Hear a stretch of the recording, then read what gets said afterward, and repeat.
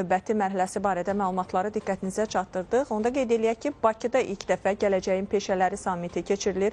Məqsəd nədən ibarətdir? Bu barədə ətraflı məlumatı isə canlı bağlantıda olan digər əməkdaşımız Zeynəb Nadirova çatdıracaq. Hər vaxtın xeyirli olsun Zeynəb. Sammitdə kimlər iştirak edir? Gələcək əmək bazarı üçün hansı töhfələri ola bilər? Detalları səndən eşidək.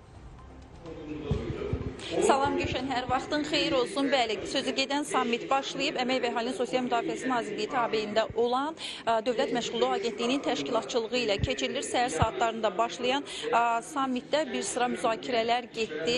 İndi panel müzakirələrlə davam eləyir. Azərbaycandan da nümayəndələr, qardaş Türkiyədən də nümayəndələr iştirak eləyir. Burada səhər saatlarında isə Əmək və Əhalinin Sosial Müdafiəsi Naziri Anar Əliyev, bundan əlavə vurğulayaq ki, Milli Məclisin sədrinin birinci müavini Əli bəy və bundan əlavə vurğulayaq ki, Kiçik və Orta Biznesin İnkişafı Agentliyinin sədri Orxan Məmmədov və bir sıra önəmli qonaqlar iştirak elədilər və əsas müzakirə mövzusu ondan ibarət oldu ki, rəqəmsallaşma sistemində böyük öncəliklər var. Eyni zamanda əmək müqavilələrinin sayı artıb 2018-ci ildən bəri artıq 44% artıb deyə məlumatda vurğulandı və bundan əlavə Anar Əliyev onu da vurğuladı ki, süni intellektlə bağlı da bir sıra uğurlar əldə olunub. Həmçinin vurğulayaq ki, Milli Məclisin sədrinin birinci müavini Əli Əhmədov da bir sıra fikirlər səsləndirdi və o vurğuladı ki, ümumiyyətlə əmək bazarında əldə olunan uğurların əsasən də süni intellekt üzərindən getməsi daha çox diqqət çəkir. Çünki günümüzdə artıq süni intellektdə bir çox sahələrdə üstünlük verilir. Elə bu sahədə də görürük ki, uğurlar daha çoxdur və Azərbaycanda bunu daha da təkmilləşdirmək fikrimiz var. Daha detallı şəkildə məlumatı elə Dövlət Məşğulluq Agentliyinin nümayəndəsindən alacağıq. Belə ki, yanımda qonağım var, Sadiq Əliyevdən məlumat alacağıq. Sadiq bəy, xoş gördük. Elə tədbirlə bağlı sizdən məlumat alaq. Səhər saatlarından başlayıb.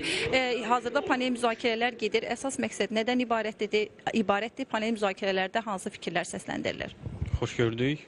Gələcəyin Peşələr Sammitinə biz Gələcəyə tərəf devizi altında Naxçıvandan yola çıxdıq və bugün sizlərin də iştirakı ilə Gələcəyin Peşələr Sammiti Bakı 2025 tədbirinin açılışını etdik, reallaşdırdıq.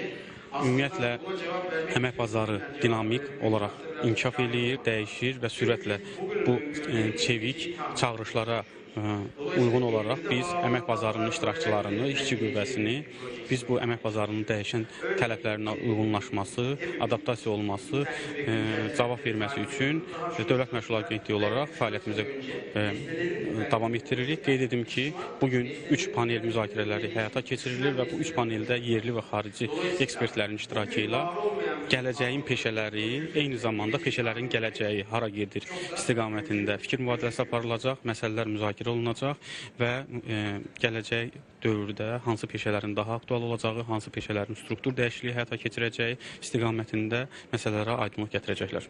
Təşəkkür edirəm məlumatlar üçün, uğurlar arzulayıram. Bəli, qonağımız qeyd eləyək ki, Dövlət Məşğulluq Agentliyinin İdarə Heyətinin sədri Sadiq Əliyev idi və bundan əlavə vurğulayaq ki, səhər saatlarında iştirak edən nazir Anar Əliyev əlavə olaraq onu da vurğuladı ki, yeni təkmilləşdirmə proqramlarına da imza atılması nəzərdə tutulub. Eyni zamanda Milli Məclisin sədrinin birinci müavini Əli Əhmədov da vurğuladı ki, süni intellektlə bağlı yeni sənədlər imzalanıb xarici ölkələrlə və bu sahədə əmək bazarında yeni tətbiqlər də gözlənilir.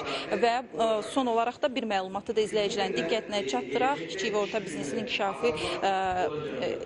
Orta Biznesin İnkişafı heyətindən də nümayəndə iştirak elədi. Orxan Əliyev də bir sıra fikirləri ilə yadda qaldı və o vurğuladı ki, əmək bazarında ümumiyyətlə kiçik və orta biznesdə olan, sahədə olan insanlara daha çox, belə deyək, addım atılması istiqamətində, kömək istiqamətində elə KOB da bir sıra belə deyək, yeniliklərə imza atır. Bu konferans çərçivəsində, sammit çərçivəsində də elə bu fikirlər səsləndirildi ki, yeniliklər nədən ibarət olacaq. Hələ ki davam edir, axşam saatlarına kimi davam etməsi nəzərdə tutulub. Biz isə yenilənmiş informasiyaları izləyicilərin diqqətinə çatdırmağa çalışdıq.